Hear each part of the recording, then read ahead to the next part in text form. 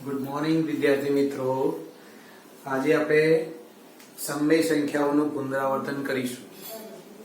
સમય સંખ્યાઓનું દશાંશ નિરૂપણ, બરોબર સાંભળજો. સમય સંખ્યાઓનું દશાંશ નિરૂપણ બે પ્રકારે લખી શકાય. એક શાંત હોય એટલે કે પોઈન્ટ પછી અમુક આંકડા આવે ને પૂરું થઈ જાય, અને બીજું હોય અનંત અને આવૃત, એટલે અનંત સુધી આંકડાઓ આવી જાય, અને આવૃત એટલે એના આંકડાઓ રિપીટેશન થતા હોય. તમે એ ભણી ગયેલા છો કે દાખલા તરીકે 1/5 લઈએ, તેનો જવાબ 0.2 થાય, એટલે 2 પછી આંકડા અટકી ગયા. માનો કે 20, માનો કે 2 લઈએ, 2 નીચે 10 લઈએ તો અહીંયા પણ 0.2 થઈ જાય. 5 લઈએ અને નીચે 20 લઈએ તો 5 ચોક 20, 1/4, 1/4 એટલે 0.25. તો આ બધું જે દશાંશ નિરૂપણ છે એમાં પોઈન્ટ પછી અમુક આંકડા આવીને અટકી જાય છે, એટલે આને શાંત દશાંશ સ્વરૂપ કહેવાય. દશાંશ સ્વરૂપ.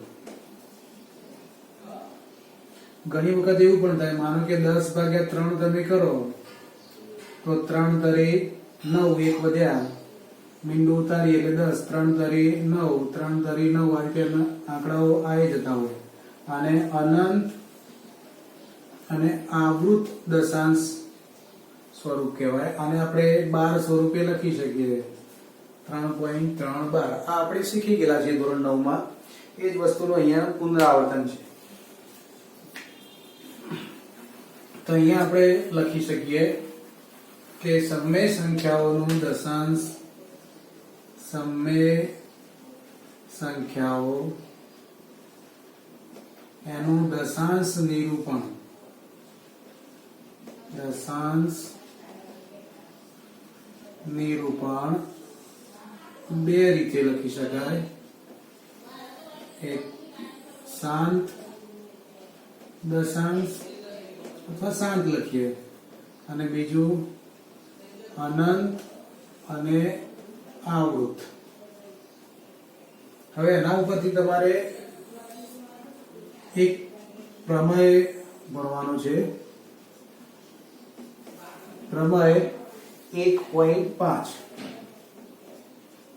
જેની આધારે આપણે સ્વાધ્યાય 1.4 ના દાખલાઓ એમાં આવે છે. હવે પ્રમેય 1.5 શું કહે છે કે જો x એટલે કોઈ સંખ્યા, x નું દશાંશ નિરૂપણ કેવું હોય? શાંત હોય. એટલે કે જો x નું દશાંશ નિરૂપણ શાંત હોય તો, દશાંશ નિરૂપણ કેવું હોય? શાંત હોય. આપણે જોડણી પ્રમાણે તે લખીશું શાંત, અને આમાં સસલાનો સ આવે, મીંડાવાળો સ થઈ જાય તો સ્વભાવનું શાંત થઈ જાય. એટલે જો x નું દશાંશ નિરૂપણ શાંત હોય તો, અને પાછી કેવી છે? x એ સમય સંખ્યા છે. એટલે આમાં એક ખાસ આપણે લખવું પડશે કે દશાંશ નિરૂપણ શાંત હોય તેવી સમય સંખ્યા છે. સમય સંખ્યા છે. જો x નું દશાંશ નિરૂપણ શાંત હોય તેવી સમય સંખ્યા છે તો x ને p/q સ્વરૂપમાં એવી રીતે લખી શકાય કે જ્યાં p અને q પરસ્પર અવિભાજ્ય સંખ્યાઓ હોય. બરાબર સર, આ વાક્ય ઉપર ધ્યાન આપજો. આપણે અગાઉના જે બધા દાખલા ગણ્યા સમય સંખ્યાઓ અસમય સંખ્યાઓ સાબિત કરવાના, એમાં આપણે સ્ટાર્ટિંગમાં લખતા હતા કે ધારો કે આપેલી સંખ્યા સમમેય છે અને એને p ભાગ્યા q સ્વરૂપમાં લખતા હતા અને સાઈડમાં આપણે લખતા હતા p અને q એ અવિભાજ્ય સંખ્યા છે એવું લખ્યું હોય તો સાચું એક્ઝેક્ટ કયું બને? p અને q પરસ્પર અવિભાજ્ય સંખ્યા હોય. બેમાં ફરક છે. p અને q એકલું અવિભાજ્ય સંખ્યા લખો અને p અને q પરસ્પર અવિભાજ્ય સંખ્યા લખો, બેમાં ફરક છે. કેવો ફરક હોય? દાખલા તરીકે હું આવું લખું 3 ભાગ્યા 2 તો 3 પણ અવિભાજ્ય છે, 2 પણ અવિભાજ્ય છે. પણ હું માનો કે આવી રીતે લખું 21 અને નીચે લખું 3 તો અહીંયા 3 અવિભાજ્ય સંખ્યા છે, 21 વિભાજ્ય સંખ્યા છે. 21 ના તો ભાગ પડી જાય 7 તરી 21 તો એના તમે આગળ લખો 7 ગુણ્યા 3 નીચે 3 3 3 ઉડી ગયા તો હવે 7 જવાબ આવ્યો. તો આ ખરેખર સંખ્યા એ અંશ અને છેદ બંને અવિભાજ્ય સંખ્યાઓ નથી. બીજી એક સંખ્યાનું ઉદાહરણ લઈએ.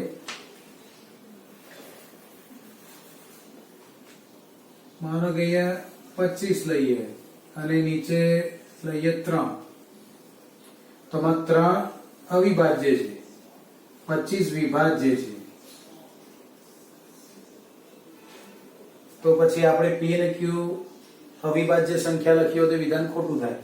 પણ આવું લખીએ તો એના માટે વિધાન સાચું છે કે p અને q પરસ્પર અવિભાજ્ય સંખ્યા છે, એટલે કે 25 અને 3 બંને પરસ્પર અવિભાજ્ય સંખ્યા છે, એટલે કે એમના છેદ ઉડતા નથી. 25 ના તમે ભાગ પાડો તો 5 ગુણ્યા 5 થાય અને નીચે 3 ના ભાગ એમના એમ જ થાય. તો અહીંયા છેદ ઉડતા નથી એટલે આ સંખ્યાને આપણે શું કહીએ? પરસ્પર અવિભાજ્ય સંખ્યાઓ. અને આ લઈએ તો અંશ અને છેદ બંને અવિભાજ્ય સંખ્યા છે. અને બે સંખ્યા કહી શકાય કે p અને q સ્વરૂપમાં p અને q અવિભાજ્ય સંખ્યાઓ છે અને પરસ્પર અવિભાજ્ય સંખ્યાઓ છે. પણ જો આવું હોય 25 ભાગ્યા 3 હોય તો 25 તો ઉપર વિભાજ્ય સંખ્યા છે અને નીચે 3 છે પણ બંનેના છેદ ઉડતા નથી, માટે શું કહેવાય? p અને q પરસ્પર અવિભાજ્ય સંખ્યાઓ હોય. એટલે કે કોઈ પણ તમને સંખ્યા આપી હોય p ભાગ્યા q સ્વરૂપની, એનો તમારે છેદ ઉડતા હોય એટલે ઉડાડ્યા પછી જે સ્વરૂપ આવે એને અતિ સંક્ષિપ્ત રૂપ કહેવાય. અને એ અતિ સંક્ષિપ્ત રૂપ જે આવે એ હંમેશા કેવું આવે? પરસ્પર અવિભાજ્ય સંખ્યા જેવું આવે. અને પરસ્પર અવિભાજ્ય ના હોય તો આગળ છેદ ઉડી જાય. તો આ એક ખાસ ધ્યાન રાખવાનું. આપણે અગાઉના દાખલામાં કોઈ જગ્યાએ સરળ ચૂકથી એકલી અવિભાજ્ય સંખ્યા લખી હોય તો તમે આગળ એને ઉમેરી દેજો કે p અને q પરસ્પર અવિભાજ્ય સંખ્યાઓ હોય. હવે અવિભાજ્ય સંખ્યા હોય અને જે છેદ છે q એ q નું અવિભાજ્ય અવયવીકરણ કરવાનું. q નું અવિભાજ્ય અવયવીકરણ ખાલી જગ્યા સ્વરૂપમાં હોય. હવે આપણે સ્વરૂપ શોધવાનું છે. પહેલું તો કોઈ સંખ્યા x આપી હોય અને એ x નું દશાંશ નિરૂપણ કેવું હોય? શાંત હોય તેવી એક સમમેય સંખ્યા છે. તો x ને આપણે p ભાગ્યા q સ્વરૂપમાં આપણે લખી શકીએ. એવી રીતે લખી શકીએ કે જ્યાં p અને q પરસ્પર અવિભાજ્ય સંખ્યા હોય અને q નું અવિભાજ્ય અવયવીકરણ ખાલી જગ્યા સ્વરૂપમાં હોય. તો કયા સ્વરૂપમાં હોય આપણે જોઈએ. હવે તમે જાણો છો મિત્રો કે એવી સંખ્યાઓ તમે વિચારો જેનું દશાંશ નિરૂપણ કેવું હોય? શાંત હોય. તો દાખલા તરીકે આપણે કોઈ એક સંખ્યા લઈએ તો 0.25. તો આ કેવી સંખ્યા છે? 0.25 એ કેવી સંખ્યા છે? દશાંશ. એનું નિરૂપણ કેવું છે? શાંત.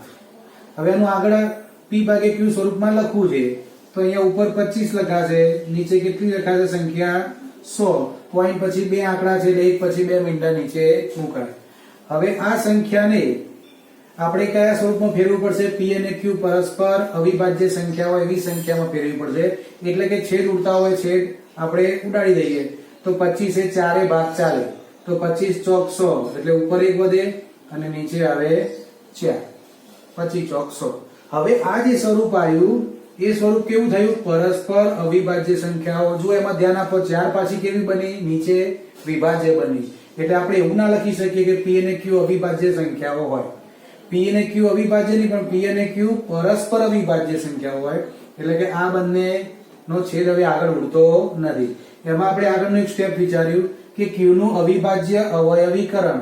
તો આપણે Q એટલે છેદ, આને અવિભાજ્ય અવયવીકરણમાં કેવી રીતે ફેરવવાનું આપણે શીખી ગયા છીએ. તો આના અવિભાજ્ય અવયવીકરણ શું થાય? તો તમે કહેશો 4 છે એટલે 2 ગુણ્યા 2, 2 ગુણ્યા 2 એટલે 2 ની 2 ઘાત. હવે બીજી એક સંખ્યા આપણે લઈએ કે 0.40 લઈએ. તો 0.40 એટલે 40 ના નીચે કેટલા લખાશે? 100. હવે તમને ખ્યાલ આવવા મળ્યો કે હવે આ બંનેના છેદ ઉડાડીએ. 4 અને 10 એટલે 2 ભાગ ચાલે, 2 દુ 4 અને 2 પંચ્યા 10.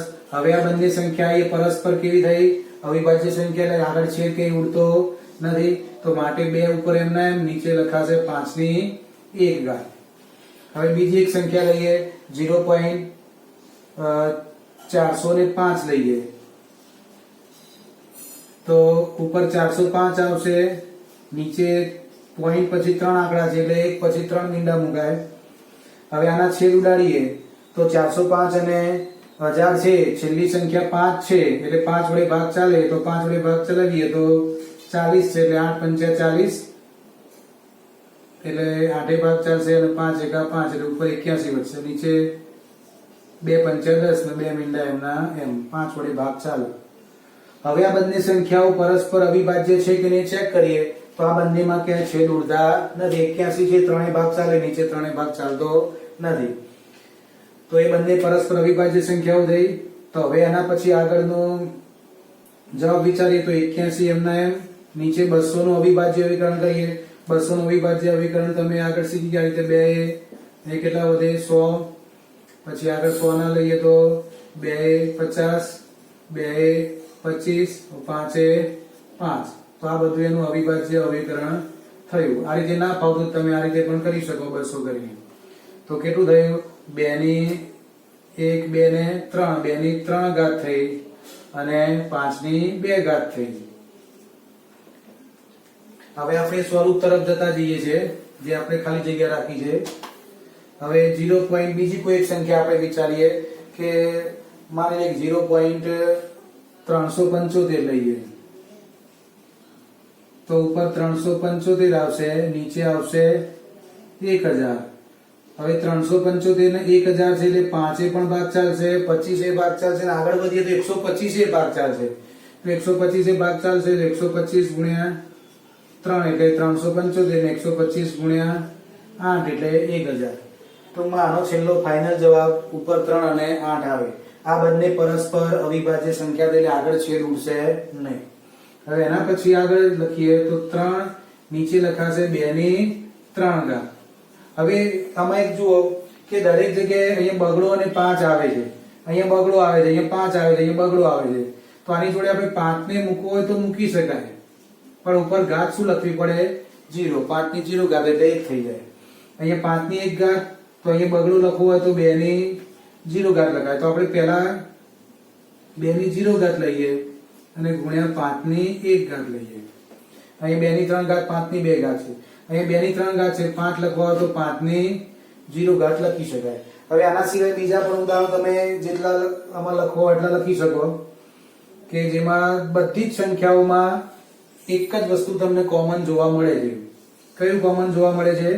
કે એનો છેદ છે, છેદની અંદર અવિભાજ્ય અવિકરણમાં 2 અને 5 આવે છે અને 2 ની ઘાત અલગ અલગ આવે અને 5 ની પણ ઘાત અલગ અલગ આવે, પણ એમાં 0 નો પણ સમાવેશ થાય છે. તો આપણે એને વ્યાપક સ્વરૂપમાં લખવું હોય તો વ્યાપક સ્વરૂપમાં શું લખી શકીએ? તો 2 ની વ્યાપક સ્વરૂપમાં n ઘાત લઈએ એટલે કે 2 ની n ઘાત અને m ની 5 ની m ઘાત લખી શકીએ. એટલે 2 ની n ઘાત ઇન્ટુ 5 ની m ઘાત સ્વરૂપમાં q નું અવિભાજ્ય અવિકરણ આવે, જ્યાં આ ખાસ જરૂરી છે કે m અને n અને m એ કેવા પૂર્ણાંકો છે? અનઋણ પૂર્ણાંકો છે. અનઋણ પૂર્ણાંકો એટલે ઋણ ન હોય તેવા. બાકી 0 બી હોઈ શકે અને 1 2 3 4 5 અલગ પણ હોઈ શકે. હજુ પણ તમારે આવા કેટલાય ઉદાહરણો તમે લખી શકો. પોઈન્ટ પછીના આંકડા તમે શાંત રાખો અને શાંત રાખીને પછી તમે આગળ ગણો તો બધાનો જવાબ તમને મળી જાય. એક ઉદાહરણ લઈએ કે 0.35 લઈએ તો 35 નીચે કેટલા લખાશે? 100. હવે 35 નીચે 100 લખાય તો 5 ભાગ ચાલશે એટલે 7 પંચા 35 ને 20 પંચા 100 પરસ્પર અવિભાજ્ય સંખ્યા આવી ગઈ. તો આપણે નીચે 20 નું અવિભાજ્ય અવિકરણ કરીએ તો 5 ચોક 20 એટલે 4 એટલે 2 ની 2 ઘાત ગુણ્યા 5. તો જેટલી પણ જેનું પણ દશાંશ નિરૂપણ શાંત હોય બધી સંખ્યાઓમાં એને p અને q પરસ્પર અવિભાજ્ય સ્વરૂપે લખી શકાય. એમાં q ની કિંમત q જે છે એનું અવિભાજ્ય અવિકરણ કેવું હોય? 2 ની m ઘાત 5 ની m ઘાત સ્વરૂપનું હોય. આ બધા ઉદાહરણથી આપણે એ સમજી શકીએ છીએ.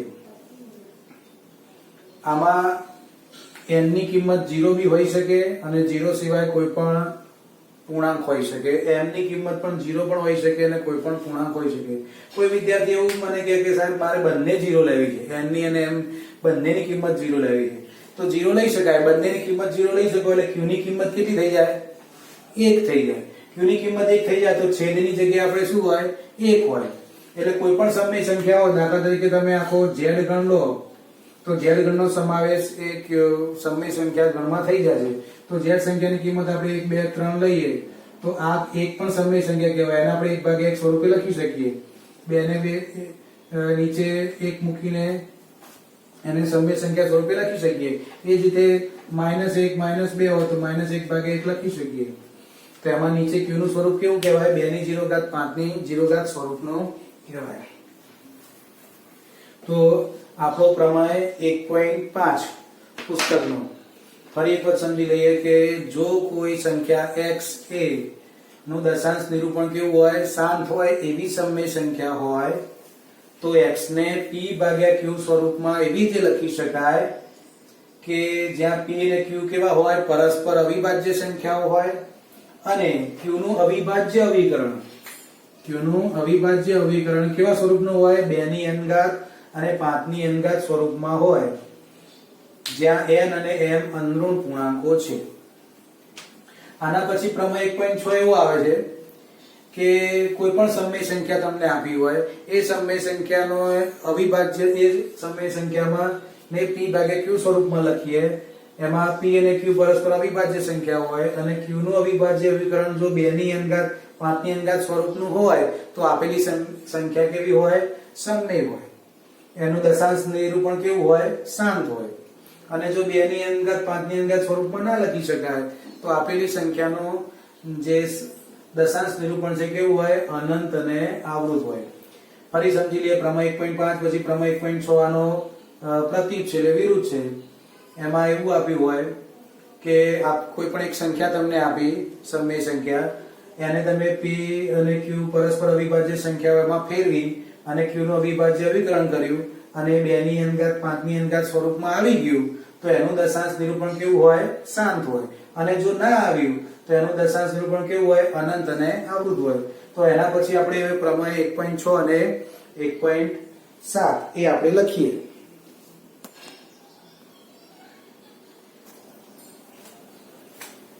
જો x બરાબર p ભાગ્યા q જ્યાં p અને q પરસ્પર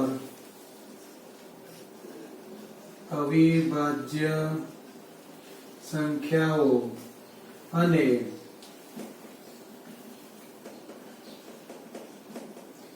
q નું અવિભાજ્ય અવયવીકરણ જો 2 ની n ઘાત 5 ની m ઘાત સ્વરૂપનું હોય તો x નું દશાંશ નિરૂપણ એ કેવું હોય? શાંત હોય. x નું દશાંશ નિરૂપણ શાંત હોય. અહીંયા આપણે n અને m belongs to whole numbers w લખી શકીએ. n અને m belongs to w whole numbers એટલે 0 થી અનંત સંખ્યા હોય. આ થોડું સમજી લેજો. W એટલે પૂર્ણ સંખ્યા ગણ, હોલ નંબર્સ.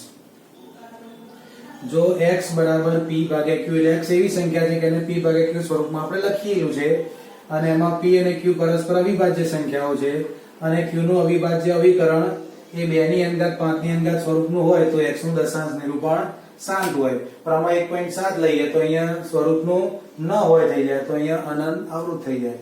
ઉદાહરણ તરીકે જોઈએ કે માની લઈએ કે 1 ભાગ્યા અહીંયા 8 આપી છે કોઈ સંખ્યા 1 ભાગ્યા 8. હવે તમને ગમે તે કોઈ આંકડો આપી શકે તો અહીંયા તમારે અવિભાજ્ય અવિકરણ તો છે, પરસ્પર અવિભાજ્ય સંખ્યાઓ છે p અને q પરસ્પર અવિભાજ્ય સંખ્યા છે. અહીંયા 2 ની 3 ઘાત લખી શકાય. 2 ની 3 ઘાત લખીએ 5 નથી આવે તો 5 ની આપણે 0 ઘાત અહીંયા લખી શકીએ. બીજું પણ એક ઉદાહરણ લઈએ કે 5 ભાગ્યા 16 છે. માની લો 5 ભાગ્યા 16 અહીંયા 5 આવશે તો અહીંયા 2 ની 4 ઘાત છે તો 5 ની 0 ઘાત છે. બીજી કોઈ સંખ્યા લઈએ, માનો કે 17 ના નીચે આપણે 125 લઈએ તો 17 ને 125 માં છેદ ઉડતા નથી એટલે પરસ્પર અવિભાજ્ય સંખ્યાઓ તો છે.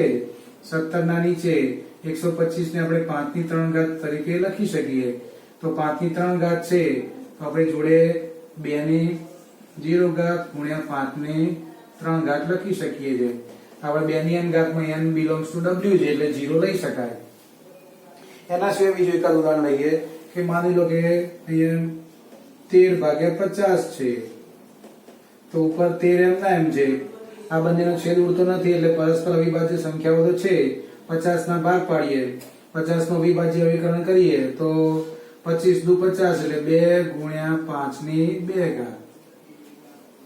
તો આ બધી સંખ્યાઓનું દશાંશ નિરૂપણ કેવું આવે? શાંત આવે. આ દશાંશ નિરૂપણ શાંત આવે તો આપણે એનો જવાબ લાવવો હોય તો આપણે જવાબ અહીંયા આગળ ગણતરી કરીએ તો જવાબ આવી જાય કે 1 ભાગ્યા 8 છે અને 1 ભાગ્યા 2 ની 3 ઘાત અને 5 ની 0 ઘાત સંખ્યા આવી છે. હવે આનો જવાબ તમારે પોઈન્ટમાં લાવવો છે તો એકદમ સહેલી પદ્ધતિ છે કે અહીંયા 2 ની જેટલી ઘાત છે એટલી જ ઘાત 5 ની લાવવી પડે. બરોબર સાંભળજો, 2 ની જેટલી ઘાત છે એટલી જ ઘાત 5 ની લાવવી પડે ને એટલી ઘાત 5 ની લાવવા માટે અંશ અને છેદને એ સંખ્યા વડે ગુણવી પડે. તો અહીંયા 2 ની 3 ઘાત છે તો આપણે કેટલા વડે ગુણીશું? 5 ની 3 ઘાત નીચે લાવી છે તો ઉપર 5 ની 3 ઘાત વડે ગુણીશું તો ઉપર 5 ની 3 ઘાત એટલે થઈ જશે 125 અને નીચે 2 ની 3 ઘાત 5 ની 3 ઘાત 2 ની 3 ઘાત. જવાબ નથી લાવો પણ ઘાતાંકના નિયમનો ઉપયોગ કરીએ, બંનેની ઘાત સરખી છે તો કૌંસ બારે ઘાત લખી શકીએ તો અંદર વધે 5 ગુણ્યા 2 ઉપર વધે 125 એમના એમ. હવે 125 નીચે આપણે 5 દુ 10 કરીએ એટલે 10 ની 3 ઘાત. 10 ની 3 ઘાત એટલે કેટલા મીંડા થાય? 125 ના નીચે 3 મીંડા એટલે આનો જવાબ કેટલો આવે? 0.125. આટલા બધા સ્ટેપ લખવાની જરૂર નથી, તમે ડાયરેક્ટ સીધો લખી શકો. 1 ભાગ્યા 8 છે તો 1 ભાગ્યા 2 ની 3 ઘાત થઈ. 2 ની જેટલી ઘાત હોય એટલી 5 ની ઘાત લાવવી જોઈએ. કેમ લાવવી જોઈએ? કારણ કે જો બંનેની ઘાત સરખી થાય તો એ મીંડા વાળી સંખ્યામાં ફેરવાઈ જાય છે. હવે આનો જવાબ લઈએ તો અહીંયા 2 ની 4 ઘાત છે તો 2 ની 4 ઘાત છે તો નીચે આપણે 5 ની કેટલી ઘાત લાવવી પડશે? 4 ઘાત લાવવી પડશે તો 5 ની 4 ઘાત વડે એને ગુણીએ તો ઉપર પણ 5 ની 4 ઘાત વડે એને ગુણવો પડશે તો ઉપર થઈ જશે 5 ની 4 ને 5 ઘાત થઈ જશે. નીચે 2 ની 4 ઘાત ને 5 ની 4 ઘાત એટલે 2 ગુણ્યા 5 ની 4 ઘાત થઈ જશે એટલે ઉપર 5 ની 5 ઘાત તો 5 ની 5 ઘાત નો જવાબ તો 5 પાંચો બાજુ 25 25 પંચા 125 125 પંચા 625 625 પંચા 31 25 એટલે 5 ની 5 ઘાત નો જવાબ થાય 31 25 અને નીચે 2 ગુણ્યા 5 એટલે 10 10 ની 4 ઘાત એટલે 1 ની પાછળ કેટલા મીંડા મુકાશે? 4 મીંડા એટલે કેટલા પોઈન્ટ કપાય? 4 પોઈન્ટ એટલે 31 25 1 2 3 અને 4 પોઈન્ટ કપાઈ ગયા. એટલે દશાંશ નિરૂપણ હંમેશા કેવું હોય? શાંત જ હોય જો નીચે આવું સ્વરૂપ આવે તો. એના પછી એક બીજું એક ઉદાહરણ લઈએ.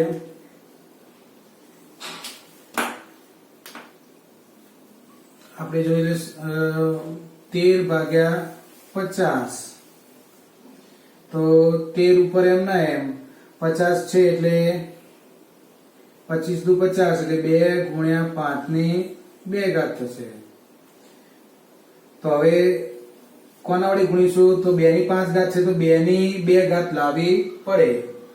તો 2 ની 2 ઘાત લાવવા માટે 2 તો આપેલા જ છે, તો 2 ની 2 ઘાત લાવવા માટે કેટલા વડે ગુણવા પડશે? 2 વડે. એટલે અહીંયા 2 ગુણ્યા 5 ની 2 ઘાત, તો 2 વડે ગુણીએ અંશને અને 2 વડે છેદને ગુણીએ તો ઉપર 13 દુ 26 થઈ જશે. નીચે 2 એક હતા ને 2 બીજા વડે ગુણ્યા એટલે 2 ની 2 ઘાત થઈ જશે. 5 ની 2 ઘાત, 2 ની 2 ઘાત ગુણ્યા 5 ની 2 ઘાત એટલે 26. નીચે 5 દુ 10 ની 2 ઘાત એટલે 100. 2 પોઈન્ટ કપાઈ જાય એટલે 0.26. હજુ એક ઉદાહરણ આપણે લઈએ. માનો કે 21/40 છે. તો ઉપર 21 એમ ના એમ 40 ના એટલે 8×5 = 40 એટલે 2 ની 3 ઘાત ગુણ્યા 5. જો હું જે ડાયરેક્ટ બોલું છું, તમારે 40 ના સાઈડમાં ભાગ પાડવા હોય તો પાડી શકાય. 40 નીચે આમ કરીને ભાગ કરી પાડો આ રીતે 40. આવું તમને આવડે છે. 2 ભાગ 4 એટલે 20. અહીંયા 2 ભાગ 4 એટલે 10. 2 ભાગ 4 એટલે 5 અને 5 ભાગ 4 એટલે 1. તો 2 ની કેટલી ઘાત થઈ? 3 અને 5 ની કેટલી ઘાત થઈ? 1. હવે 2 ની 3 ઘાત છે અને 5 ની 1 ઘાત છે, તો 5 ની 3 ઘાત લાવવા માટે કેટલી ઘાત વડે ગુણવું પડશે? 5 ની 2 ઘાત વડે ગુણવું પડશે. એટલે આના ગુણે આપણે સીધું લખી દઈએ કે 5 ની 2 ઘાત વડે ગુણીએ અને 5 ની 2 ઘાત વડે ભાગીએ એટલે નીચે 2 ની 3 ઘાત ગુણ્યા 5 ની 3 ઘાત થઈ જશે. ઉપર 21 ગુણ્યા 25 થશે. હવે તો નીચે ડાયરેક્ટ તમે લખી શકો 2 ની 3 ઘાત 5 ની 3 ઘાત આવી એટલે 10 ની 3 ઘાત આવે. 10 ની 3 ઘાત એટલે 1 ની પાસે કેટલા મીંડા આવે? 3 મીંડા આવે. તો 25 ગુણ્યા 21 તમે કરી શકો. તો અહીંયા 25 દુ 50 અને 25 × 25 એટલે 525 થશે. તો 525 નીચે જાય એટલે 0.525. એટલે ટૂંકમાં એનું આપણે દશાંશ નિરૂપણ આ રીતે શાંત સ્વરૂપમાં લખી શકીએ. એટલે આ આપણો પ્રમેય 1.6 છે. હવે પરીક્ષામાં તમને બે રીતના દાખલાઓ પૂછાય. આમાં પહેલું એવું પૂછાય કે તમને એક સંખ્યા આપી હોય પછી કીધું કે આનું દશાંશ નિરૂપણ શાંત થશે કે અનંત એટલું નક્કી કરો. તો શાંત થશે કે અનંત એટલું નક્કી કરવા માટેનો છેદ છે એનું તમારે શું કરી દેવાનું? અવિભાજ્ય અવયવીકરણ એટલે કે આવા સ્વરૂપમાં ફેરવી દેવાનું અને જોવાનું કે એમાં 2 અને 5 જ આવવા જોઈએ અથવા એકલા 2 આવવા જોઈએ અથવા એકલા 5 આવવા જોઈએ. એના સિવાય બીજી કોઈ પણ સંખ્યા આવે તો એનું દશાંશ નિરૂપણ શાંત હોય નહીં. શાંત ના હોય તો કેવું હોય? અનંત આવૃત હોય.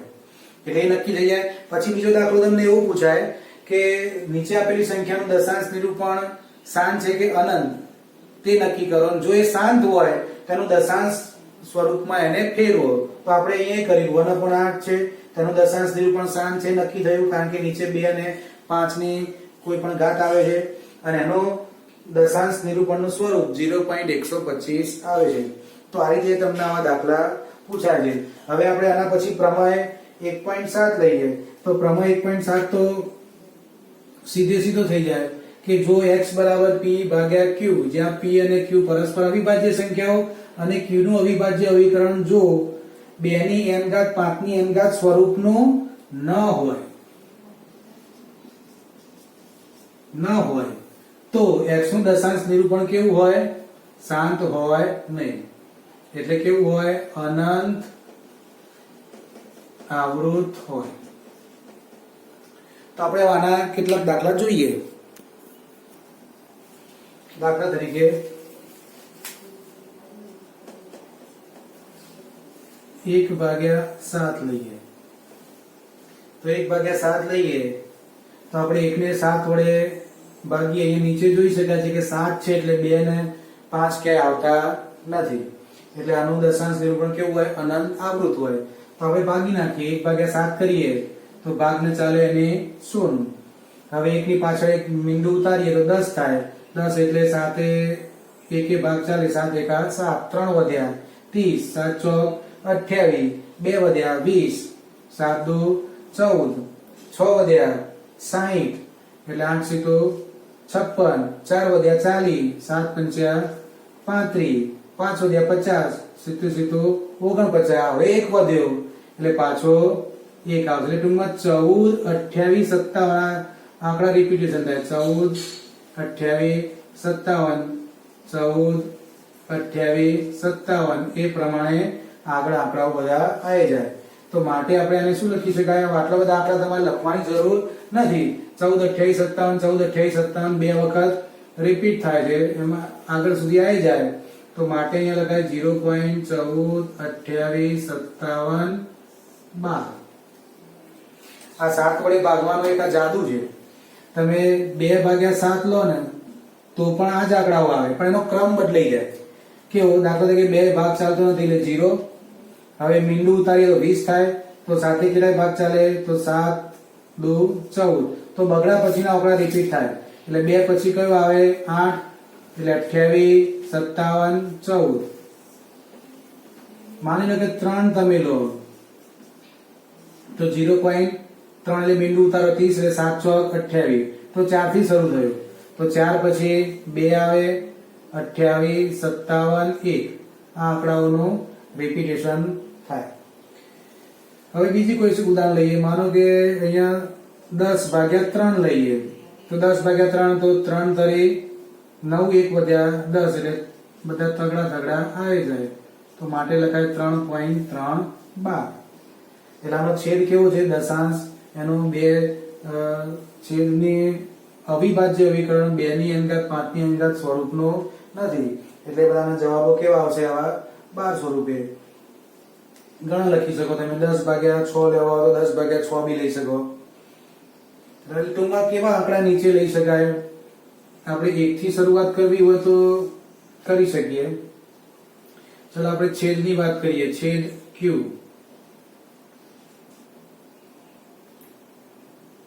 તો છેદ q માટે આપણે કોઈ પણ એક સંખ્યા લઈએ કે છેદ બરાબર q હોય તો જો 2 લઈએ તો દશાંશ નિરૂપણ કેવું આવશે?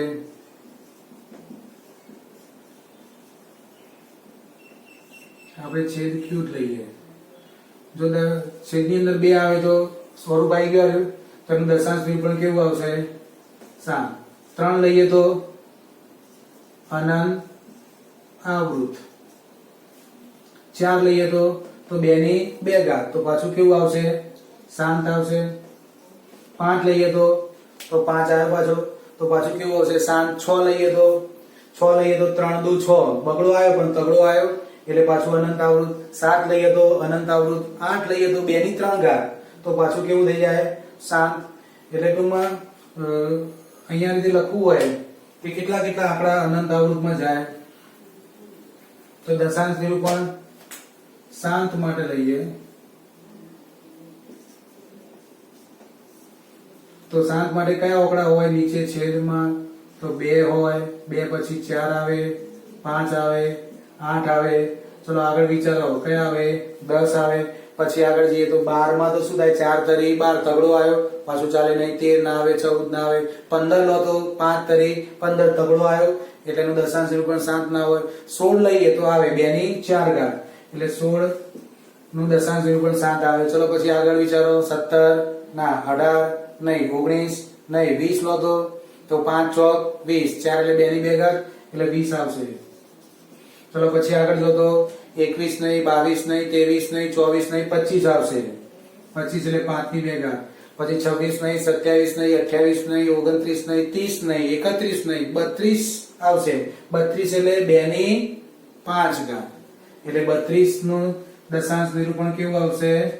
શાંત આવશે. પછી આગળ જઈએ તો 33 નહીં, 34 નહીં, 35 છે નહીં. 7 પંચા 35, 7 આયા પાછા. 36, 9 ચોક 36, 9 એટલે 3 ની 2 ઘાત થઈ. તગડો આવ્યો એટલે ના ચાલે. 37 નહીં, 38 નહીં, 39 નહીં, 40. 40 માં 10 ચોક 40, 10 ચોક 40 એટલે 10 એટલે 5 દુ 10 અને 8 પંચા 40 એટલે 2 ની 3 ઘાત ગુણ્યા 5 એટલે 40 આવશે. પછી આગળ જઈએ તો 41 નહીં, 42 નહીં, 43 નહીં, 44 નહીં, 45 તો 9 પંચા 45 પાછો 9 આવ્યો. 46 નહીં, 47 નહીં, 48 નહીં, 49 નહીં, 50 આવશે. 50 એટલે 25 દુ 50 એટલે 50 આવશે.